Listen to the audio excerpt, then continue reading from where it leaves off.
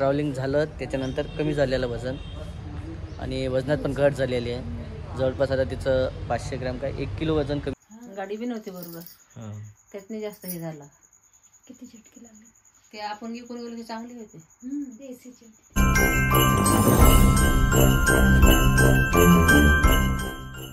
नमस्कार मित्रांनो, तर सध्याच आम्ही आलेलो इकडं दवाखान्यामध्ये, कारण इकडं तुम्ही पाहिलं असेल राधिकाचा प्रवास वगैरे झालेला होता. जवळपास किती दिवस झाले होते? 10 दिवस पूर्ण प्रवासाचे गेले आणि इकडं चालू होतं 8 दिवस झाले तिथं. आणि जसं घरी आलो तसा प्रवास थांबला आणि लगेच राधिकाचं इकडं चालू होतं, त्रास वगैरे चालू होता. तब्येत बिघडली, मळमळ वगैरे आणि पोट दुखत होतं माझं, तर खूप त्रास होता मला. ट्रॅव्हलिंगमध्ये खूप त्रास झाला, तर त्यामुळे. आणि पाहिलं असेल पहिली बस जी होती इकडून जाताना खूप चांगली होती आणि तिकडून येताना होते ट्रॅव्हल्स वगैरे व्यवस्थित नव्हती, त्यामुळे बराचसा त्रास वगैरे चालू झालेला होता तिला. मग काय करणार आता शेवटी. आणखी कालपासून तसंच चालू होतं, मग की येत होती. असं वाटलं की बा एक दिवस ट्रॅव्हलिंगमध्ये झालं असेल, दुसऱ्या दिवशी कमी होईल, पण तसं काही कमी झालं नाही आणि डायरेक्ट यावं लागलं हॉस्पिटलमध्ये. आणखी आता डॉक्टर काय सांगतील काय नेम नाही. नंबर वगैरे लावलेला बरंच वेळेपासून.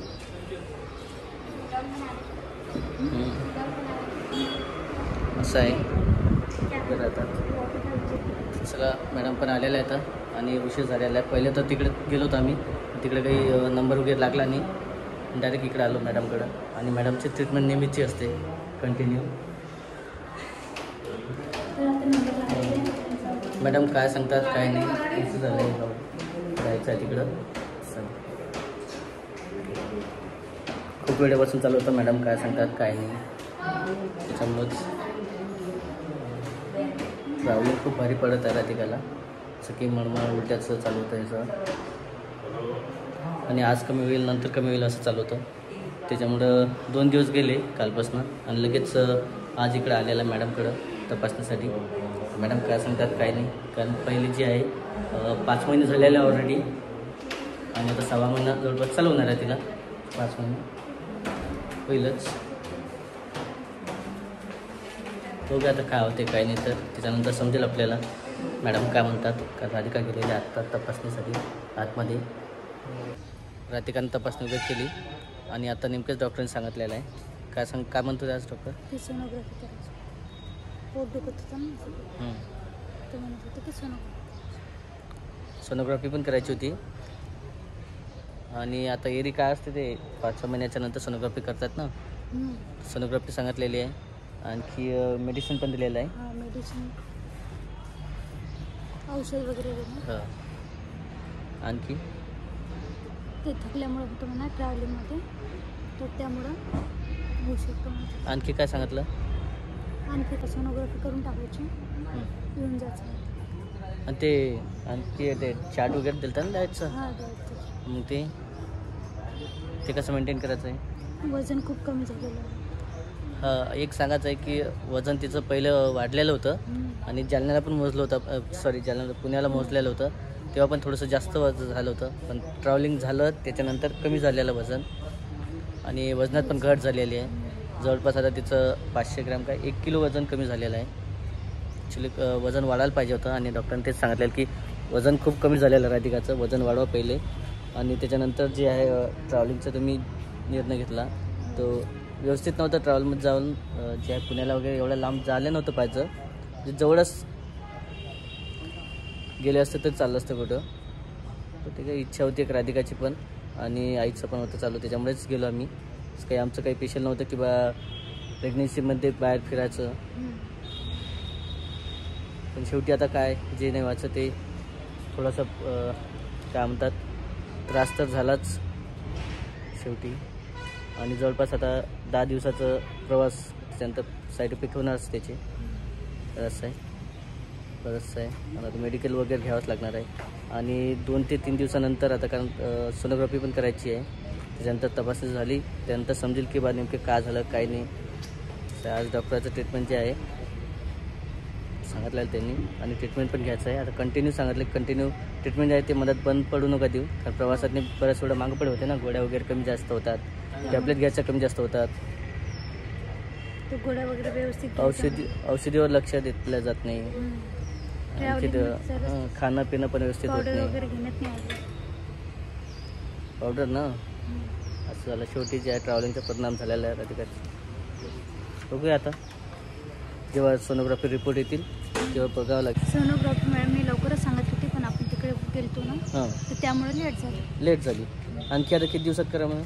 आता 1-2 दिवसामध्ये करायची. 2 दिवसाच्या आत हां मग त्याला म्हणजे करायची आहे. नंबर लावून दिले. नंबर लावला की असं सांगितलेलं. कारण नंबर लागत नाही कारण खूप गर्दी असतात आणि ते पेशंट ठरलेले असतात. 2 दिवस आधी 1 दिवस आधी करतात. जायचं मग घरी आता. आणि ते आईचं एक काम होतं ते पण झालेलं आहे. आईचं जे आहे बेसर होती नाकातली. काय झालं त्याचं? त्याच्यामध्ये नाही का ठेवी खोडली होती. हां तर त्यामुळं म्हटलं की निघते का नाही तर ते निघाली. हां आज काढून घेतलेली आहे हां दुसरी आणि त्याला ठेवी वगैरे लावून घेतले आहे. ते पण एक काम झालेलं आहे.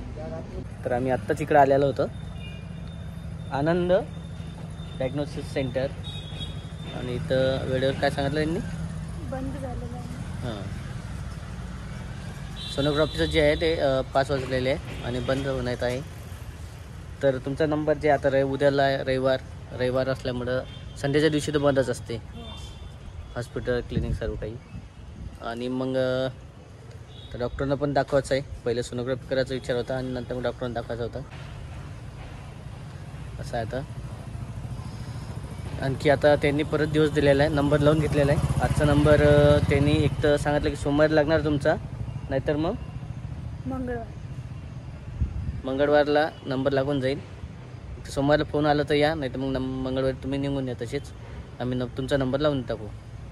तसं सध्या तरी आज सोनोग्राफीचं आहे ते कॅन्सल वगैरे होणार आहे. ॲक्च्युली राधिकाला वाटलं की आज सोनोग्राफी होऊन जाईल. आम्हालाही वाटलं की सोनोग्राफी वगैरे होऊन जाईल. आणि वेळ खूप झाला 5 वाजत आलेले होते त्याच्यामुळेच ते कॅन्सल झालेलं होतं. आणखी बरेचसे कामं जसं की आधार कार्डचा ॲड्रेस पण तिचा चेंज वगैरे बाकी होता. कारण आधार कार्ड जो आहे त्याचा ॲड्रेस जो आहे नाव वगैरे चेंज झालं. ॲड्रेस जे आहे तो तिकडचाच आहे तिच्या माहेरचा. ॲड्रेस चेंज झालं की ते पण एक व्यवस्थित होऊन जाईल. ते पण एक काम बघायचं आहे. चला जायचं आहे पटकन.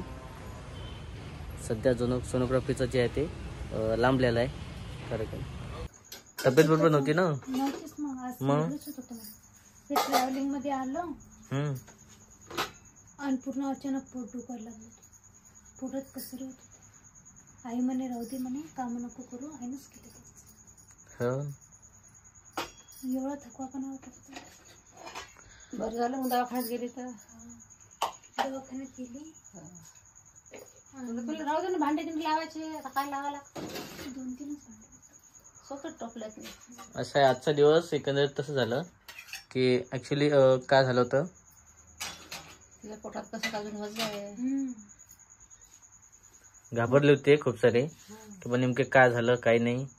आणि एक तर प्रवास झाला. अचानक पोट दुखल्यावर कसं प्रवासामुळेच झालं तिला.